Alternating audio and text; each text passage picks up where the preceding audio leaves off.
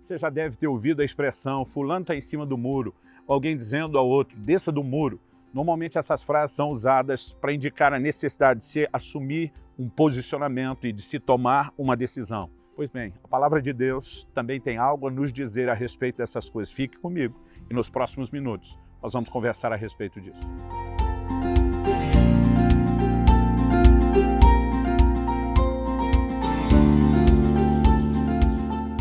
No primeiro livro de Reis, no capítulo 18, nós temos aquela história extraordinária de como Elias desafia não só o rei Acabe, mas todos os profetas de Baal e de Azera, né? E ele propõe o que a gente brincando pode chamar de um duelo de deuses. Ele diz, olha, o Deus que responder com fogo do céu, esse é o Deus vivo e verdadeiro.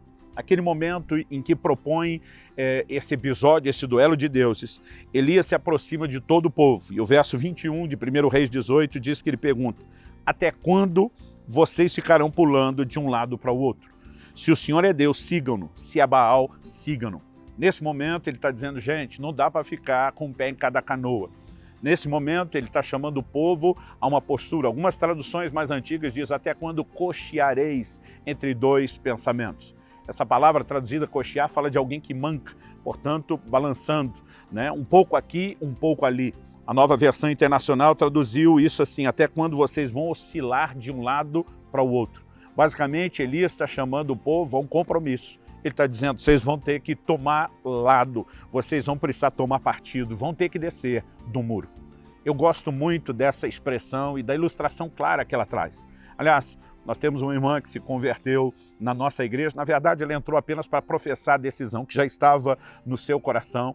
E ela entra numa reunião, procura minha esposa e diz, alguém pode orar comigo? Eu quero entregar minha vida a Jesus, eu quero aceitar Jesus agora. Minha esposa olhou para ela e falou assim, uau, você já chegou com a decisão tomada, ninguém tem que falar nada. Ela falou, na verdade, eu estava ouvindo um programa de rádio e o pregador, o pastor, estava contando uma história, uma ilustração. Ela falou assim, e para mim foi mais do que só uma explicação, parece que Deus abriu meus olhos. O pregador dizia assim que uma certa pessoa estava andando em cima do muro e que de um lado do muro tinham, né, os anjos pedindo, chamando ele para que descesse para o lado deles e do outro lado do muro os demônios, né? Só que do lado dos demônios ninguém pedia para descer. E, de repente, né, incomodado, aquela pessoa no muro fala para um dos demônios, a turma do lado de lá está fazendo a maior campanha para que eu desça no muro e vocês não vão falar nada? E disse que o demônio sorriu para ele e falou, não, é que o muro é nosso. Né? E de repente ela teve aquele choque, se eu não me posicionar, se eu não me decidir, eu estou comprometido. Acredito que isso fala não apenas da decisão inicial de entregar a vida a Jesus, mas fala da maneira como nós devemos viver a caminhada cristã, o relacionamento com Deus depois de decidir pertencer a Ele. De alguma forma, a nação de Israel começa a se envolver com esse culto a Baal, largamente promovido numa época de idolatria, mas ao mesmo tempo eles não queriam abrir mão de Deus. Eles estavam tentando conciliar. Essa ideia de sincretismo religioso que acontece, né, em tantas áreas da crença das pessoas não é de hoje, ela vem de muito tempo. É como se eles dissessem, aquilo nos interessa, mas nós também não queremos abrir mão de Deus. Se der um jeito para misturar um pouco de um pouco de outro. E muitas vezes percebo pessoas que querem viver a vida cristã assim. Por exemplo, a palavra de Deus fala conosco de uma maneira muito clara e objetiva, né? Que a verdadeira religião é guardar-se incontaminado em relação ao mundo. Mas há pessoas que elas querem um convívio com o mundo. Quando eu falo mundo, não é um lugar físico, é um sistema de valores, na sua grande maioria, contrários aos da palavra de Deus. Há muitas pessoas que estão tentando abraçar o cristianismo e outras crenças que são uma contradição. Gente que declara crer em Jesus para a sua salvação, mas nega o criacionismo propagado pela mesma palavra de Deus. Gente que abraça ideologias e valores que são contrários à palavra de Deus, enquanto tentam preservar um pouco da fé. Gente que tem o discurso de que tem um Salvador, mas ao mesmo tempo não quer abrir mão do pecado, que custou tão caro para o próprio Senhor Jesus, num sacrifício da sua própria vida, nos resgatar desse pecado. De alguma forma eles estão dizendo, nós queremos o Senhor e o que o Senhor fez, sem deixar de curtir e aproveitar. Basicamente, quando o profeta Elias se levanta para dizer, vocês têm que parar de tentar andar com o pé em cada canoa, vocês têm que descer do muro, vocês têm que parar de oscilar de um lado para o outro, ele está chamando eles a um posicionamento. E é óbvio que ele não estava dizendo um posicionamento qualquer, que preferencialmente eles se posicionassem pelo Senhor.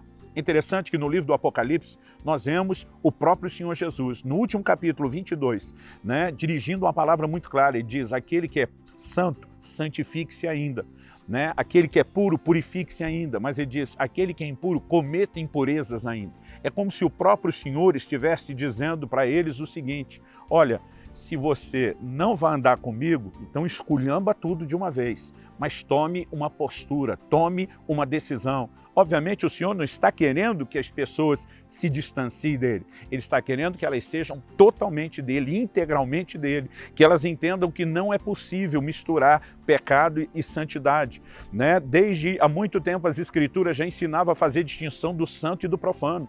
Não dá para misturar os valores da palavra de Deus e os valores e as ideologias do mundo. Nós precisamos de postura, de posicionamento. E quando eu começo a entender esses valores, né, valores muito claros na palavra de Deus, me vem à mente um episódio das Escrituras que eu quero tomar como um exemplo, que talvez te ajude a memorizar, né, e entender melhor aquilo que estamos abordando. A palavra de Deus nos mostra que o apóstolo Paulo, lá em Atos capítulo 20, quando na cidade de Troade, a partir do versículo 7, a Bíblia diz assim: no primeiro dia da semana nós nos reunimos a fim de partir o pão. Paulo, que pretendia viajar no dia seguinte, falava aos irmãos e prolongou a mensagem até a meia-noite.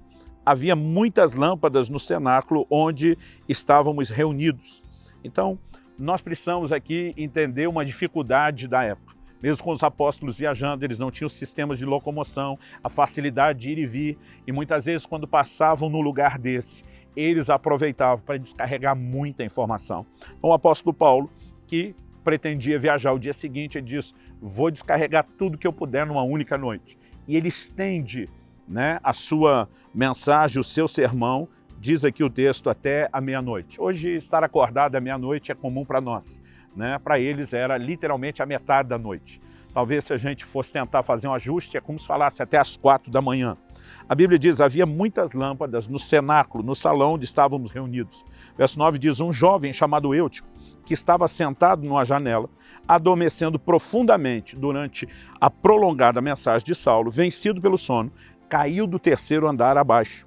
Quando o levantaram, estava morto. Mas Paulo desceu, inclinou sobre ele, o abraçou e disse: não fiquem alvoroçados, pois ele está vivo. Subindo de novo, partiu o pão, comeu, lhes falou ainda muito tempo até o amanhecer, e assim partiu. Então conduziram vivo o rapaz e sentiram-se grandemente confortados. Quando eu olho para esse texto, eu percebo algumas verdades. Além do fato de Paulo ter esticado um sermão, acredita-se, né, do início da noite até a meia-noite, talvez. Alguns acreditam que essas reuniões começavam ao cair da tarde, que ele já pudesse ter falado ali em torno de 6 horas. Ele, depois de um breve intervalo para socorrer um menino, ele ainda vai pregar até pela manhã. Nesse prolongado sermão de Paulo, né, quando ele está ali em torno de umas 6 horas, não sabemos por que esse rapaz sentou na janela.